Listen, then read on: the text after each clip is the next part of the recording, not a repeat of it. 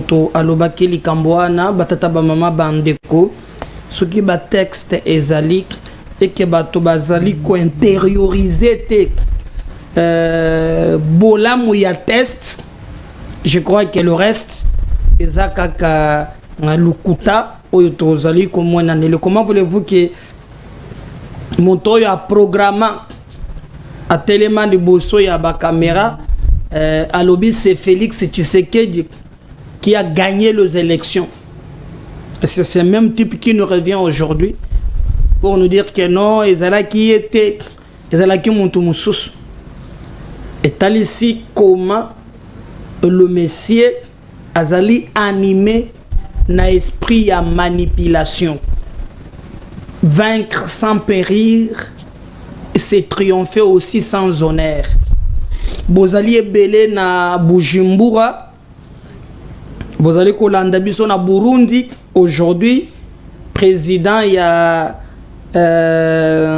a Burundi Ndayishime a sali une déclaration où il accueille par le dos de la cuillère de alobi makambo nyonso bozoyoka ezoloba manase Kagame azan intention ya kobundisa tope ya kosala guerre na Burundi. Alors Burundi a lobby soki a meki ya ko attaquer Kigali kaka na place oya azali komikuta. Unamoni bato batindele nga tweet ya mwana ya Museveni Kongo bakomi kusakana nango mwana wana balobaka melaka jamba alamukina tongo a Twitter alobi bango bakosala coalition po bazwa Kisangani bakozwa Kisangani.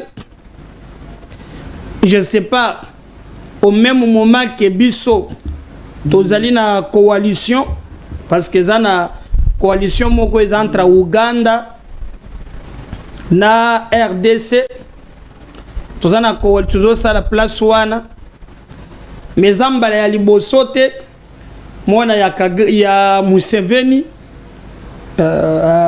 alobaka mingi dernièrement même alobaki yango asali ba tweet na yesima yakuta na Paul Kagame parce que mwana ngwa se déplacer qui peut agenda kokotana na sanguinaire ya Kagame tango asili sinda zongi abandi ko sala ba déclaration oyo ya buzoba ye azali ko osala bande konanga to gobeta lisolo na bino na mokolo ya lelo tout autour ya situation sécuritaire bokoyeba nini ezali koleka na aspect sécuritaire to gobeta pe ndambo ya politique pour consultation et bandi lelo bokoyeba yango metoko kiendepe total sabino par exemple na Bukavu lelo na Butu la population à lobby bientôt mo keleka bijiki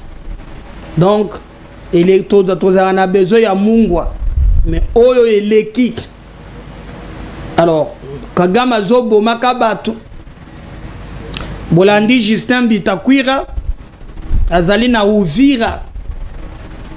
Justin Bitakwira a lobby il est grand temps totalement pour à partir ya Uvira ya azali ndako sala musala alobi Uvira monte ko libérer Bukavu, Uvira monte ko libérer Goma.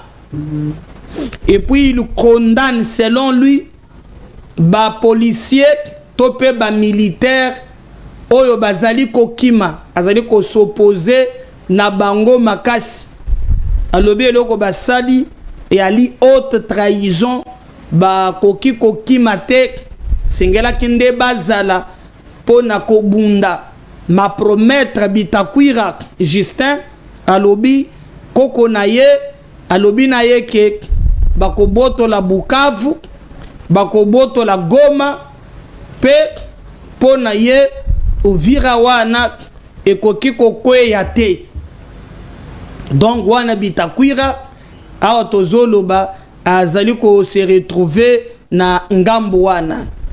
Alors bo retenir ki sima ya koloba makambo eleki mwa mingi po batu bandaki ko mituna, mais comment il va réussir ya kosala ke ba botola ya Bukavu population pe alobi bon toko fanda boeti wapi to banda ko réclamer to bimi toko kufa to bimi te toko kufa butu ya lelo lubilu nonwant et salamaki makasi na ngambu ya Bukavu.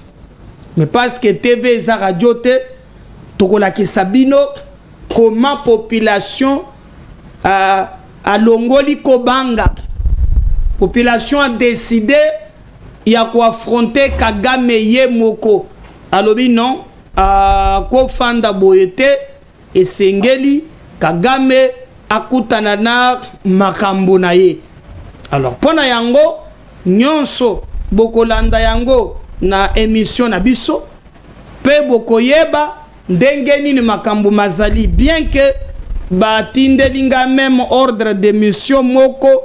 Dans cet ordre de mission oyo ba assassin ya ba M23 bazali ko s'attaquer na ba paisible citoyen.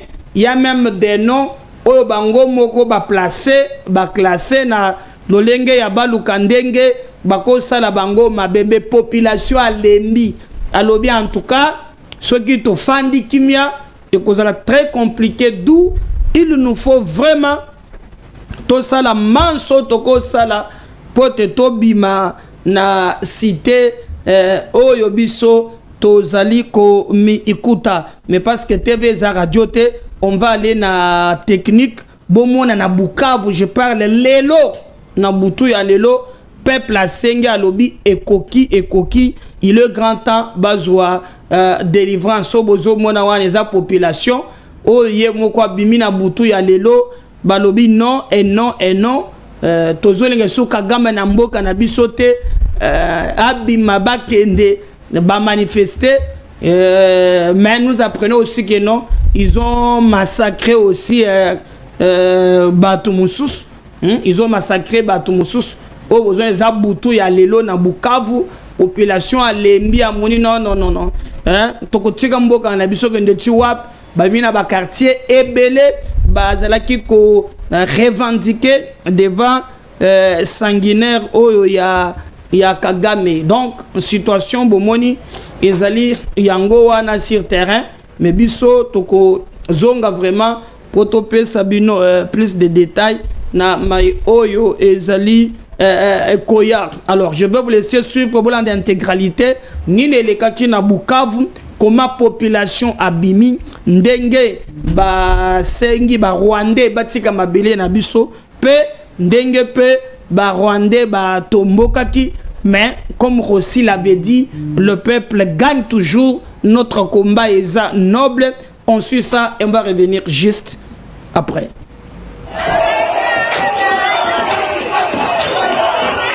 Njo image ya kwangu ile niko na filme.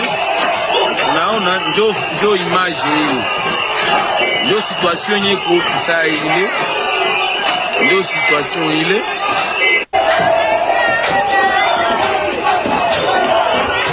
Njo image ya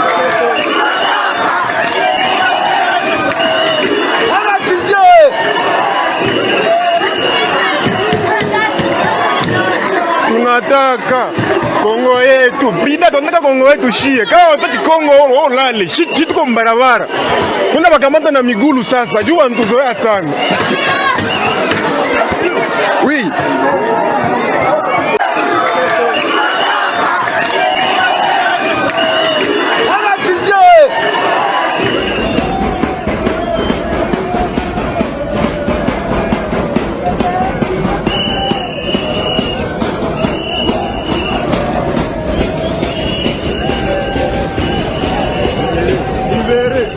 La population se libère, la population se libère.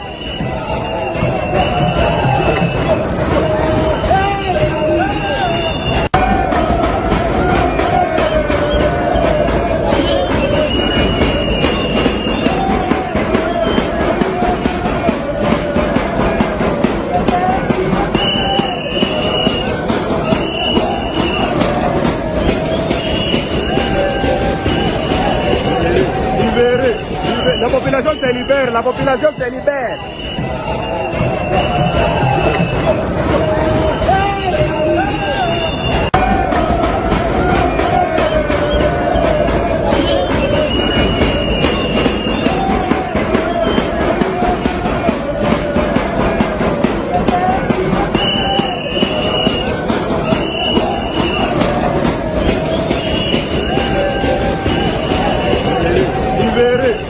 La population se libère, la population se libère.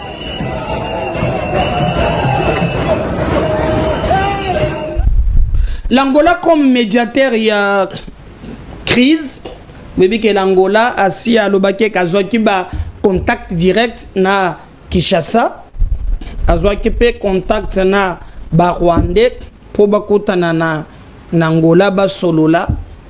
Au moment que Kinshasa a si déjà atindaki ba délégué na ye Angola, tout le monde qui rencontre moko ya surprise oyo entre Kagame na Fachi. Alors selon ba source kotanaki bato balobi rencontre wane surprenaki Joao Lorenzo. D'ailleurs ils l'ont dit dans un communiqué qui non pour na bango rencontre wane surprenaki bango. Mais eloko comme si pe biso ezali ya comme on dirait Lorenzo aza muntu achinte kanteka donc muntu achinsu nusun comme me disait Koko Nanga donc amoni ke muteme sukiye alobi atiki na ye makambo ya médiation wan amibi misi na ye et Joao Lorenzo alobi à se concentrer na makambo na ya Union africaine pour yende muntu komi président à Union africaine. Donc il y a makambo ya médiation entre Kinshasa na Kigali, en tout cas il y a lembi yango. Mais batobele bandaki koloba même mutumoko bengalu que non Angola ndé allié quand même stratégique na biso. D'ailleurs ce que botala ki na mikolo ezali l'Angola s'opposait déjà na avancée ya ba M23 qui l'a qualifié une avancée de honte. Bomoni alors ko se retirer na ye bato balobi il s'est senti un peu frustré ndenge Fachi bake kokutana na Kagame me bakutaneli na Doha na Qatar ya moniango malamute. Donc selon o bango ba bateau bazali na milieu diplomatique donc l'Angola a se retiré na ye. Est-ce qu'à kozongela baloba que non na likambwani il fallait fusionner, donc il faut le processus ya Luanda ba fusionner yango na ya EAC. Or na logique ya makam Kagame azo contrôler EAC1, c'est là où Kagame est très fort. Mais Kagame azali ko azan influence te na SADC. D'ailleurs même dans le passé SADC moto sunga biso tango bitumba nyoso ezali. Alors président angolais ya lobi a mi retiré na kati. Bon na mai matali nini donc ekotika la problème nini c'est que médiation ya ba EAC. Alors que tu vas senga qui va fusionner yango. Donc là to komi na ba qu'est-ce que c'est tozoye ba lisusu te comment processus wana ekozala sur terrain.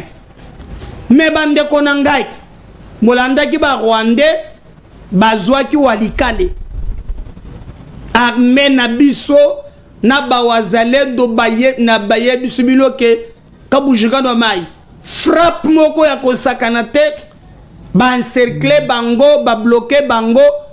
Du coup tout le monde a kaka un communiqué et bimi ba Rwandais balobi o bango nde bazawana batiki na bango makambo ya kobunda ba se retirer ndeko moko azaya wazalendo bisinga ke eza lukuta Gouvernement du cessé le fait wanate. Eza ya lukuta parce que sur terrain, baza en difficulté, bazoluka comment ya koreko constituer l'issous. Je sais pas, gouvernement mboka na biso, Ndjuma qui cesse le fait, mais lelo na tongo, bazwe bisabiso ke non, ba Rwandais, bazaka na walikale. Notre gouvernement, Ndjimaki Maloba Oya Kagame.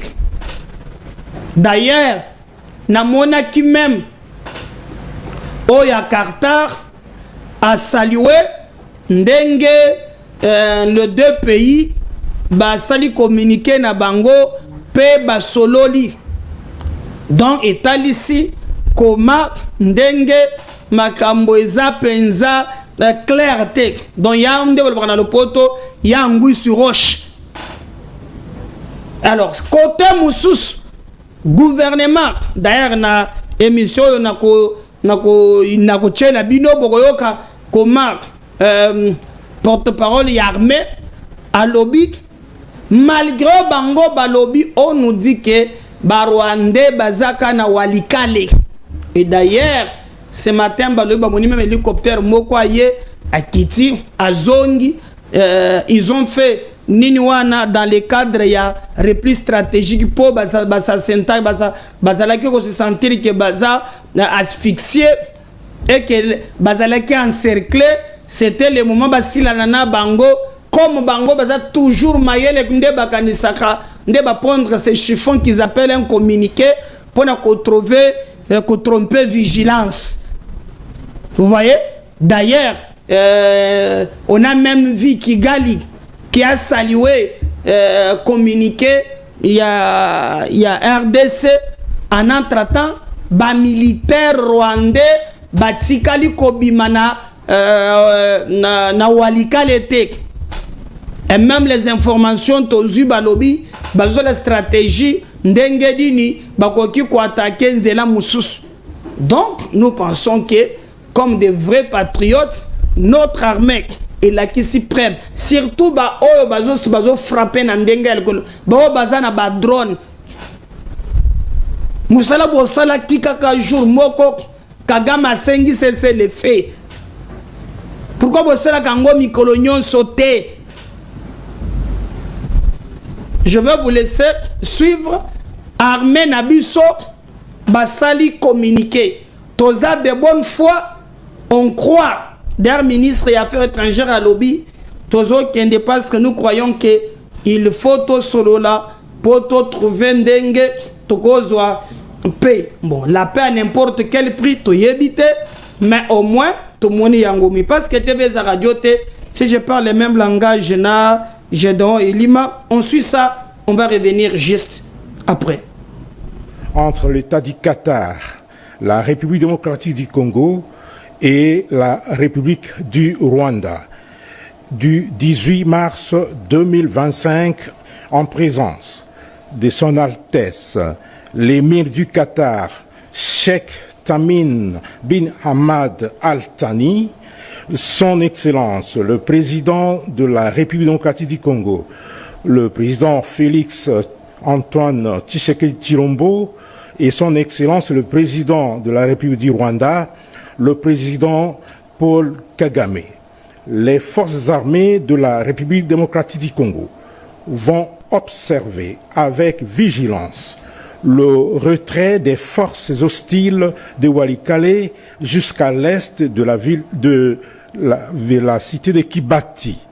Les FARDC vont s'abstenir de mener toute action offensive contre les forces ennemies tout en enjoignant les forces d'autodéfense congolaises à en faire autant afin d'encourager la désescalade et la poursuite des processus de Luanda et de Nairobi et privilégier les discussions de paix et l'aboutissement des discussions récemment entamées à Doha au Qatar et à Washington d'ici aux États-Unis d'Amérique dans l'intérêt de la paix. À ce stade, les forces armées de la République démocratique du Congo, tout en restant mobilisées, se réservent le droit d'intervenir à l'observance de tout mouvement hostile qui s'avérerait être de nature à compromettre la pause des combats ainsi qu'à menacer la sécurité des populations et de leurs biens, tout comme l'intégrité du territoire de notre pays. Fait à Kinshasa le 22 mars 2025. Voilà, j'espère qu'on est Bolandi, porte-parole et armée, mais nous apprenons que sanguinaire wana bazaka kana walikali.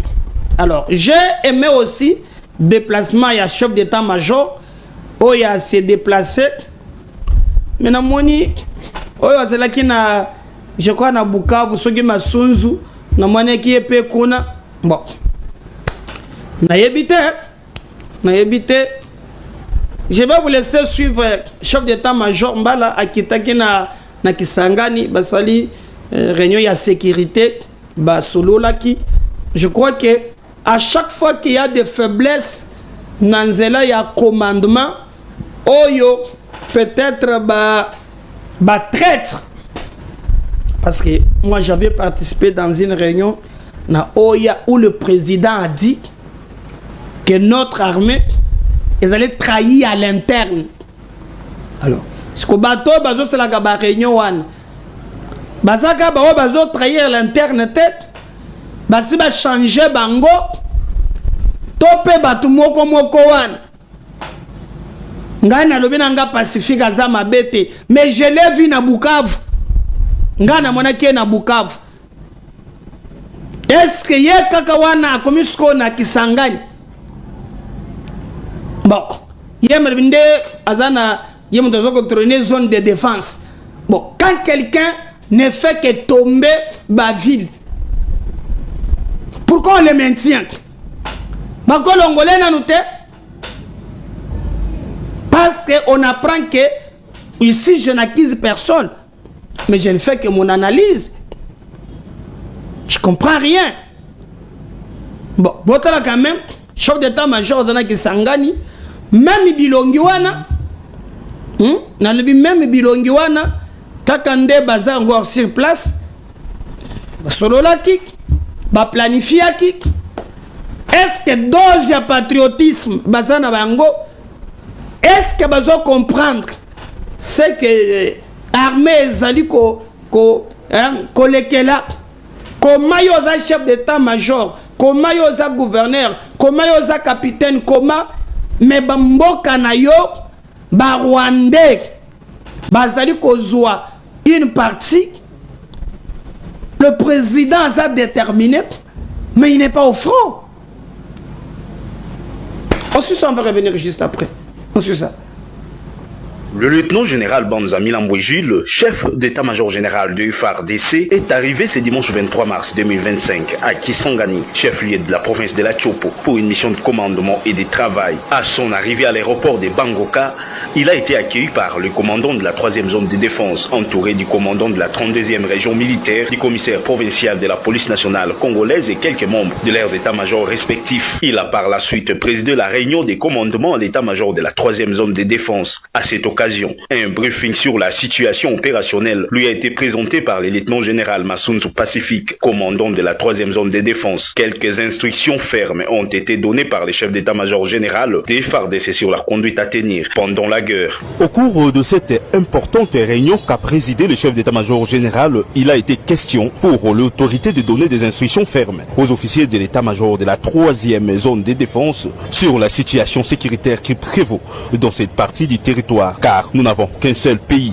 Le lieutenant-général Banza Milambwe Jules a interpellé les militaires de cette zone qui est partiellement occupée dans sa partie du nord et sud Kivu par l'armée rwandaise d'être unie et de faire de leur mieux à tous les niveaux pour en finir avec cette agression rwandaise. Il a appelé les officiers à beaucoup plus de responsabilités car le Rwanda ne peut pas décider de notre sort ou nous imposer sur notre propre sol avec son intention de nous occuper. Le chef d'état-major général a également rappelé la ferme détermination du commandant suprême de restaurer l'autorité de l'État. Et dans la suite du chef d'état-major général général, on a noté la présence du général Mouloumé, sous-chef d'état-major chargé des opérations. Le lieutenant général Banza Milambouéji, le chef d'état-major général du FARDC, est arrivé ce dimanche 23 mars 2025 à Kisangani, chef-lieu de la province de la Tchopo, pour une mission de commandement et de travail. À son arrivée à l'aéroport de Bangoka, il a été accueilli par le commandant de la 3e zone de défense, entouré du commandant de la 32e région militaire, du commissaire provincial de la police nationale congolaise et quelques membres de leurs états-majors respectifs. Il a par la suite présidé la réunion des commandements à l'état-major de la 3e zone de défense. À cette occasion, un briefing sur la situation opérationnelle lui a été présenté par le lieutenant général Massounzou Pacifique, commandant de la 3e zone de défense. Quelques instructions fermes ont été données par le chef d'état-major général des FARDC sur la conduite à tenir pendant la guerre. Au cours de cette importante réunion qu'a présidé le chef d'état-major général, il a été question pour l'autorité de donner des instructions fermes aux officiers de l'état-major de la 3e zone de défense sur la situation sécuritaire qui prévaut dans cette partie du territoire, car nous n'avons qu'un seul pays. Le lieutenant général Banza Milambouéji a interpellé les militaires de cette zone qui est partiellement occupée dans sa partie du nord et sud Kivu par l'armée rwandaise d'être unis et de faire de leur mieux à tous les niveaux pour en finir avec cette agression rwandaise. Il a appelé les officiers à beaucoup plus de responsabilités car le Rwanda ne peut pas décider de notre sort ou nous imposer sur notre propre sol avec son intention de nous occuper. Le chef d'état-major général a également rappelé la ferme détermination du commandant suprême de restaurer l'autorité de l'État. Dans la suite du chef d'état-major général, on a noté la présence du général Mouloumé, sous-chef d'état-major chargé des opérations. Le lieutenant général Banza Milambouéji, le chef d'état-major général du FARDC, est arrivé ce dimanche 23 mars. Bah, je prends na Kisangani, donc otozo kake ba sanguinaire wana objectif na bango ezali ya balekela na nzela Kisangani. Nous pensons que bandeko yo bazana armée conscience na bango ekosala ya mbaloyo po baluka ndenge nini bakoki ko défendre intégrité territoriale ya mboka na biso. Likambo ya Bemba na Kabila. J'apprends même que bandeko mususu o bazana union sacrée o bazana lien na Kabila bakomi ko financer pe pour attaquer Bemba. Alors, selon Jean-Pierre Bemba Gombo, à Lobi, ces paroles, Kabila aurait financé bas mercenaires, je crois bas sud-africain d'Enga Lobi, Baya Awa, Babo Machisekedi, Babo Manaye Bemba. Alors Lobi, il est au courant na eloko na yango azobanga eloko te. Et puis il a dit Kabila toujours Bemba a pensé secret Lobi papa oya botiye bayaka na musée na nzela nde akufa na nzela nde muza lobaki en signe ya reconnaissance na récupérer ye.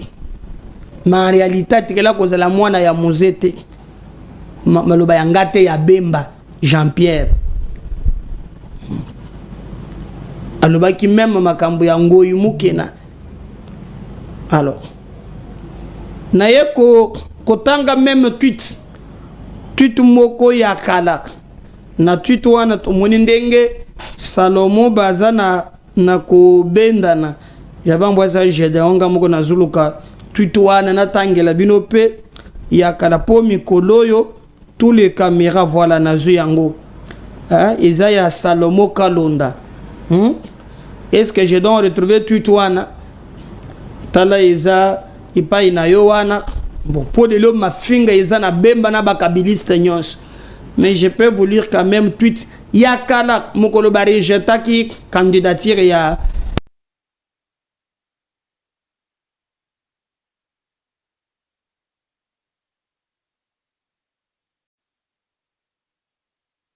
Yoka ndenge Salomo loba kala lobi. Voulez-vous savoir comment l'identité katangaise de Kabila a été créée de toutes pièces? Lui qui ose faire invalider des vrais Congolais. Suivez Ngoyumukina, celui qui a tenté décongoliser Kabila. Wana wana bazali kopotana, hein? Je crois technique je donne un tuto wana kaka na page na WhatsApp na yo, hein? Donc déjà à l'époque problème ba bemisang peut-être lelo ba moni yango mabe, mais à l'époque déjà yé asi alobaki. Ensuite d'abord voilà tout yango wana ya Salomon parce que mona keno nazali ko wana à l'époque bazali kolobana Katumbi ke aza congolais te. Souvenez-vous na nini moko isalamaka balobeke na Katumbi aza zambien, maman na yeboye à cause de la congolais te a participer à l'élection te. Nde Kabila à l'époque a invalidé qui candidature na ye. Alive Katumbi à cause de la candidate. Nde ko Salomo Kalonda aux la financière Katumbi à l'époque. Boyo Kamakambo alobi, voulez-vous avoir comment l'identité katangaise de Kabila a été créée de toutes pièces? À ce point d'interrogation. Lui qui ose faire invalider des vrais Congolais. Bon. Qu'est-ce qui a changé aujourd'hui? On va d'abord suivre cet élément. Tolanda Jean-Pierre Bemba Gombo. On va revenir juste après.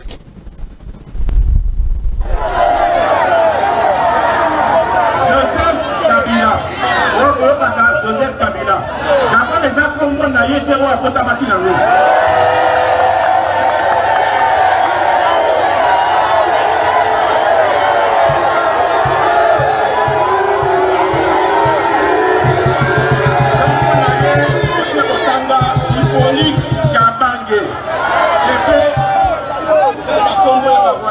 Nathalie Biaté Manazango.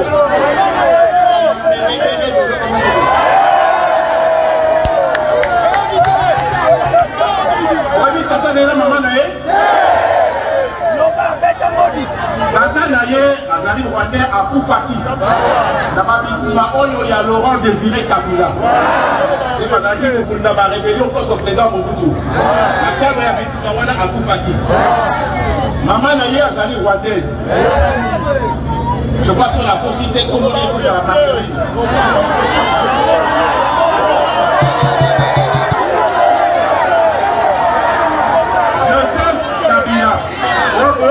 Joseph Kabila. D'abord les Congo na yete wa kota makina ngo.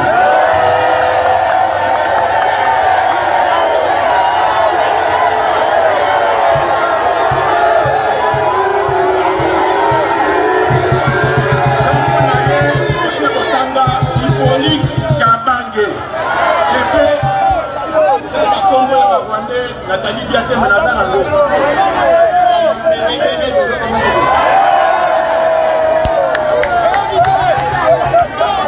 Wabi tata nena mama na ye. Tata na ye azali rwandais akufaki. Na babituma oyo ya Laurent Désiré Kabila. Et bazali kunda ba rébellion contre le président Mobutu. Na cadre ya bituma wana akufaki. Maman na ye azali rwandaise. Je crois sur la possibilité comment on est à la passerie.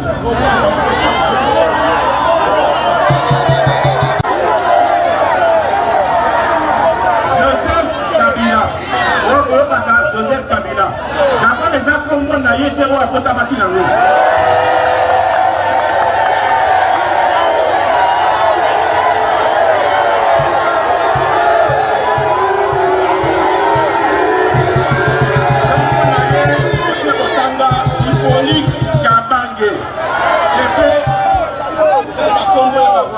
Nathalie Biaté Manazango.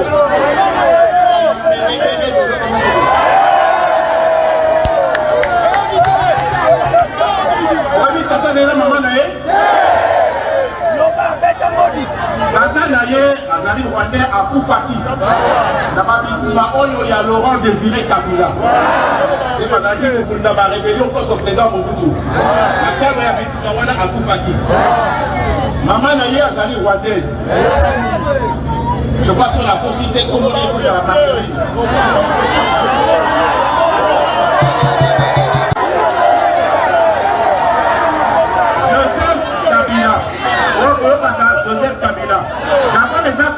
ye te oyo akotamaki nango.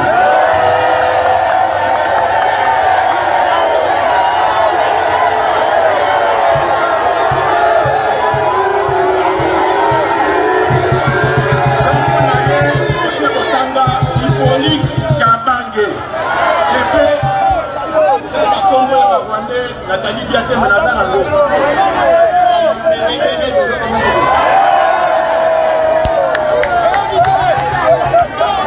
Wadi tata nena mama na ye. Tata na ye azali Rwandais akufaki. Na babitima oyo ya Laurent Désiré Kabila. Et bazali kunda ba rébellion contre président Mobutu. Akaba ya bitima wana akufaki. Maman na ye azali Rwandaise. Je crois sur la possibilité comment on est à la Marseille.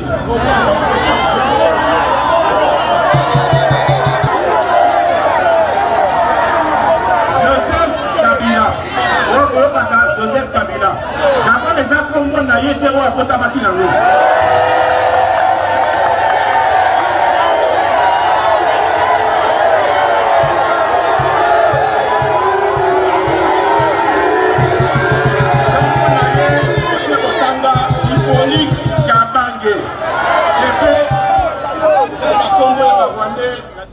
Voilà, on a bolandi Bemba, pona Bemba, à vous de juger, est-ce que Kabila za Congolais, aye que jouer rôle ya Rwanda, awa, toyebite, dossier bimika ya Kabila te, même moi si na yepe, mama waro, mama ni mama, yepe azo révélé donc, journaliste moko aza proche na ye. Après qu'on la paix, mon est journaliste. Hier maintenant, comme Bazalaka toujours, Nandenge a commis ça secret. Boyo Carole, Maman Olive P, Balobi a commis Kosal. PB za radio te, tout ça télé à Valère, Tolanda yango. Maman Olive a ebisa Pero Louara, Alinga côté, Alinga répète Christian Boussembete. Non seulement Alinga Rabino te mako pardonna Rabino jamais. Christian Boussembete pas benga mbal nenyei. Katumbi pour appeler ça opposition moyen pas déstabiliser. Yango to sengi président Katumbi okuta makambo yote. Tika Kabila ye mokolo la za vrai patron M23 tozo wanga na Kabila mais to mona qui akende ki kotika nanga na Uganda. Nous l'avons vu là-bas. Nous avons tous les indices que Kabila soutient les M23. Tika ya assimé parce que Kagame sengi bango ba assimé. To yebi que Angers pour na Kabila o bali ba kota Katumbi pe na kopwana c'est de reprendre les grands Katanga. De reprendre la main sur les Grands Katanga pour asphyxier les Congo. Angers à Kabila na guerre wana.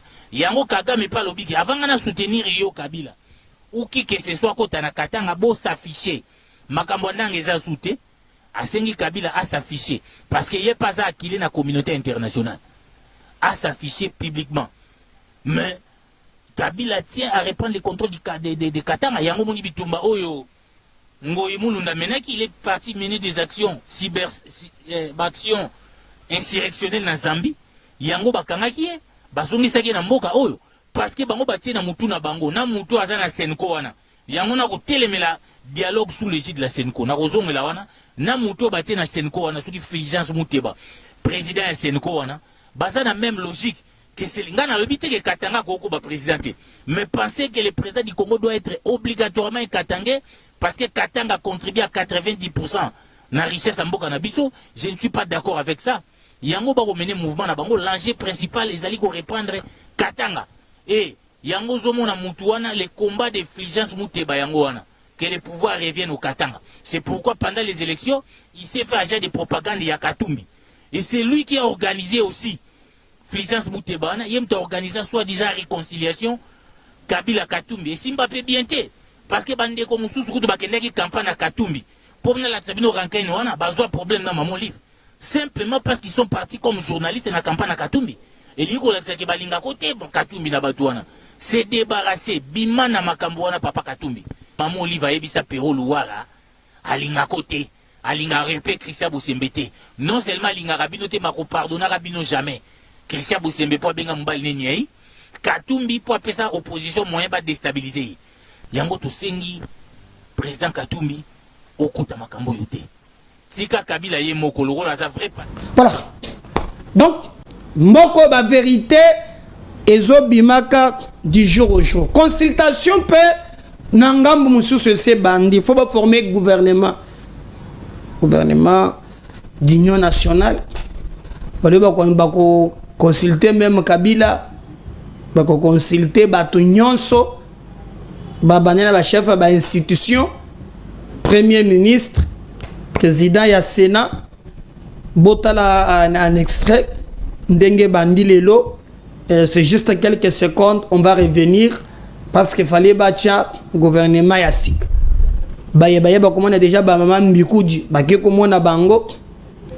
Bobe kolela mitaka na cimetière po babi makaka na ba ministre po bango ba viva kaka na ba institution.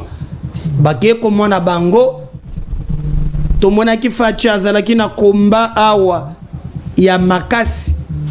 Mais totikali comme on a mutumo côté abimi.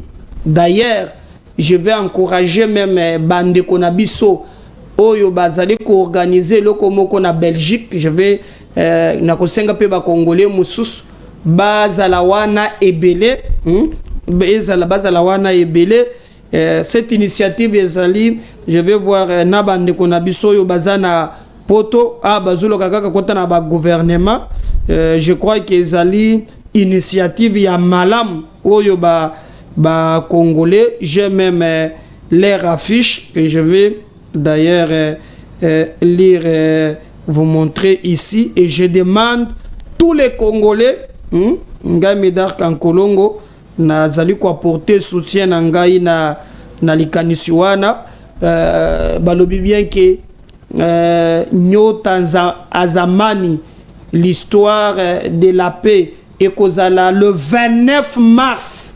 De 17h à 21h et cause à la place d'Espagne 1000 à Bruxelles. Donc ils apprennent kokanisa ba ndekona biso ils ont la ville des stands. Donc et cause à le 29 mars de 17h à 21h place d'Espagne 1000 Bruxelles. Donc, ba Congolais balandakanga ebele bokende bozangate le 29 mars aux en Belgique, aux en France, aux wapi bolandakanga ebele boza 89 000 na YouTube bokende na place wana. Donc je précise bien c'est 29 mars na Monique Neville Converse na bande comme sous ba organiser yango bo salango ko sala très bien. Mais on va suivre consultation nationale. On va revenir juste après. Qui fait quoi ici pour ça?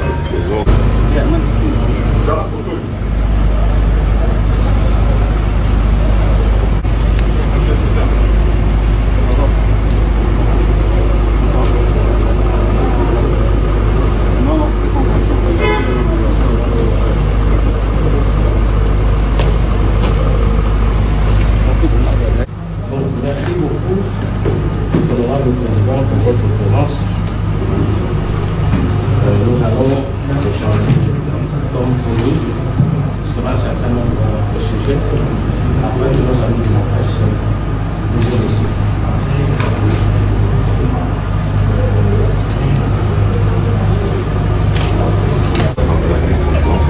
Qui fait quoi ici pour ça? Les autres.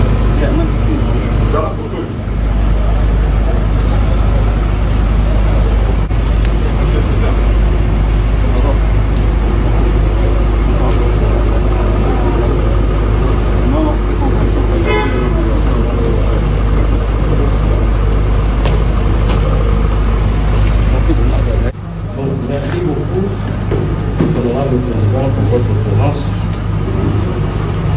Nous allons échanger comme promis sur un certain nombre de sujets. Après que nos amis de la presse nous ont laissé.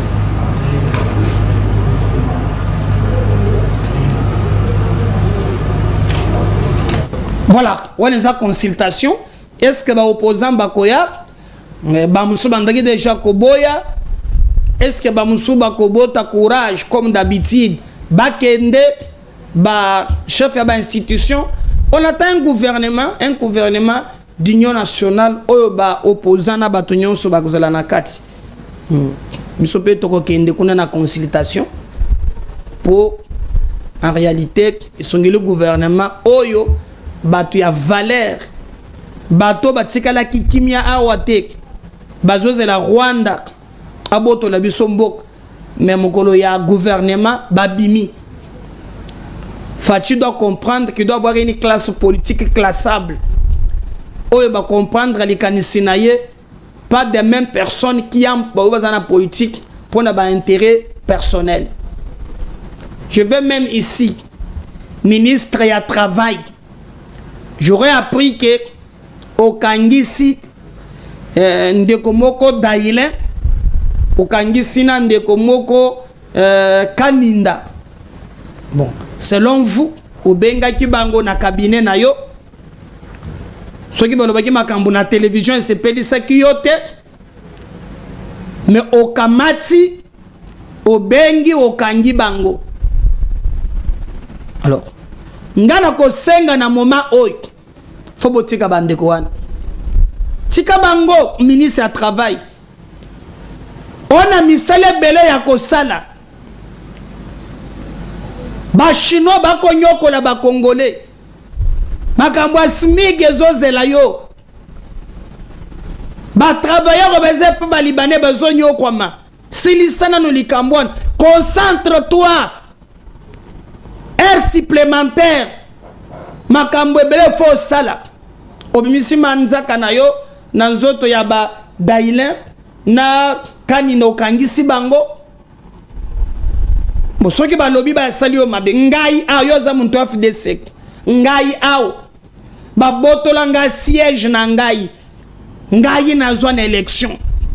Bati ba seme oya nganza mina siège na nga na parlement. Ngai na senga ba pesa nga procuration spéciale na kenya baboya basala nganko nakanga motema te. Tikeni bana batu bagende ko tambola. La kisama kasi na ba libanais ba konyokola ba congolais mikolo nyonso. Na ba chinois ba konyokola ba congolais ba travailler ba kotra ba conditions difficiles.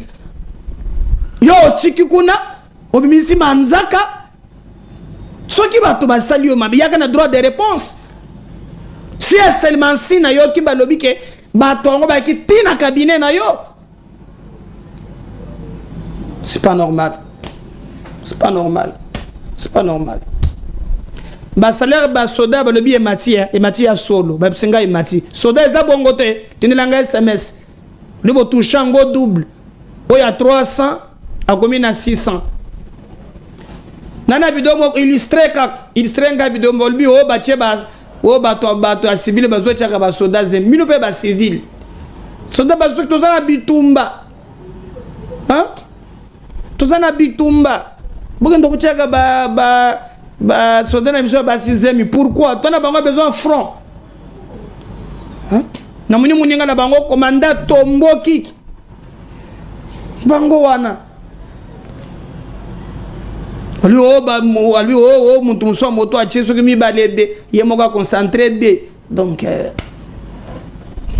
eza bien te tozana besoin armée za bien équipé hein bali o ba che bango bazemi ozana zemi na ebite même commandant tomboki o merazana ngo ya solo donc eza bien te awazana ngo ko commandant tomboki hein a tomboki makasi bon eza chopper go bot hein tire le diable par la quai on va revenir juste après vous s'abonner massivement merci bye.